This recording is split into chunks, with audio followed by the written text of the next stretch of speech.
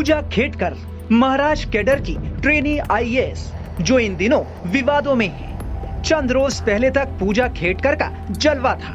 वो आईएएस की ट्रेनिंग कर रही थी। आईएएस मैडम की शान में पीछे खड़े पुलिस वाले लाल नीली बत्ती वाली कार और नंबर प्लेट के ऊपर लिखा महाराष्ट्र सरकार गजब की भौकाली थी। मैडम को लाल नीली बत्ती का खास शौक था। बस इसी लाल नीली बत्ती ने उनके अरमानों पर पानी फेर दिया। आईएएस मैडम साहिबा को अब जेल जाने से कोई रोक नहीं सकता। यूपीएससी की जांच में पता चला है कि पूजा ने परीक्षा में चयन के लिए नियमों के तहत मान्य अधिनियम सीमा से भी अधिक बार परीक्षा दी और उसका लाभ उठाया।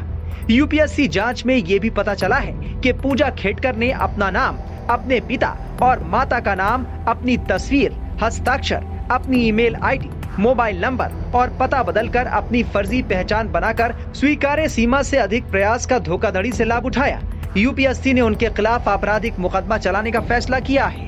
इसके तहत थाने में एफआईआर दर्ज कराई गई है। सिविल सेवा परीक्षा 2022 के नियमों के तहत उनकी उम्मीदवारी रद्द करने और भविष्य की परीक्षाओं में शामिल होने पर प्रतिबंध लगाने के लिए कारण बताओ नोटिस भी जारी किया गया है। यूनियन पब्लिक सर्विस कमीशन की इस जांच से साफ हो गया है कि आईएएस बनने के लिए पूजा खेटकर ने तमाम तरह की धोखाधड़ी की।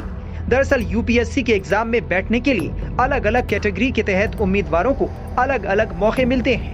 मसलन जनरल कैटेगरी का कोई भी उम्मीदवार 32 साल की उम्र से पहले तक कुल 6 बार यूपीएससी का एग्जाम दे सकता है। ओबीसी कैटेगरी के तहत 35 साल की उम्र तक कुल 9 बार इम्तिहान देने की छूट है, जबकि एससी और एसटी कोटे के तहत 37 साल की उम्र तक यूपीएससी के इम्तिहान में बैठा जा सकता है। पूजा खेटकर ने एग्जाम क्लियर करने के लिए तय सीमा से ज्यादा बार इम्तिहान दिया है, इसलिए हर बार उसने नए नाम और नए पहचान का सहारा लिया। यहाँ तक कि इम्तिहान में बैठने के लिए अपने माँ बाप का नाम तक बदल डाला। लेकिन ये धोखाधड़ी तो कुछ भी नहीं है, असली फर्जीवाड़ा तो कुछ और ही है। दरअसल पूजा ने साल 2022 में यूपीएससी का एग्जाम क्लियर किया था। ऑल इंडिया रैंक था 841।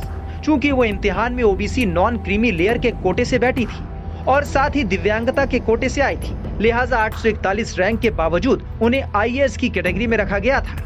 इसके बाद में ट्रेनिंग के लिए सभी कामयाब छात्रों के साथ साथ पूजा खेटकर भी मसूरी के लाल बहादुर शास्त्री प्रशासन अकादमी पहुंची। 2 साल की ट्रेनिंग में अब कुछ महीने ही बचे थे। इसी बीच उन्हें ट्रेनी आईएएस अफसर के तौर पर असिस्टेंट कलेक्टर बनाकर पुणे कलेक्ट्रेट ऑफिस में तैनाती दी गई। बस यहीं से असली कहानी शुरू हुई। हुआ यूं कि पुणे के कलेक्टर के ऑफिस में तैनाती का लेटर मिलते ही पूजा ने कलेक्टर के ऑफिस इंचार्ज को पहले फोन किया और फिर व्हाट्सएप मैसेज।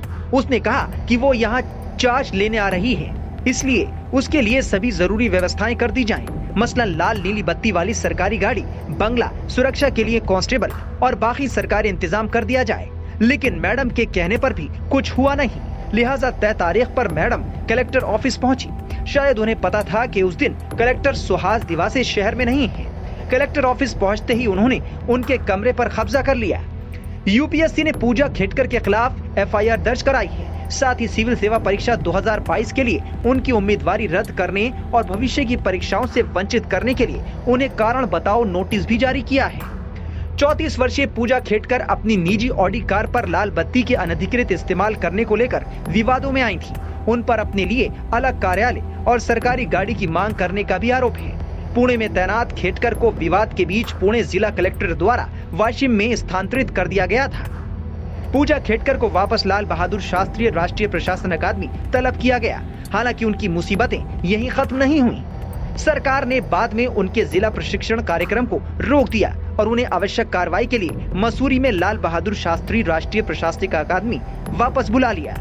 पुणे पुलिस ने कहा है कि वो खेटकर द्वारा यूपीएससी के पास जमा कराए गए विकलांगता प्रमाण पत्रों की वैधता की पुष्टि कर रही है।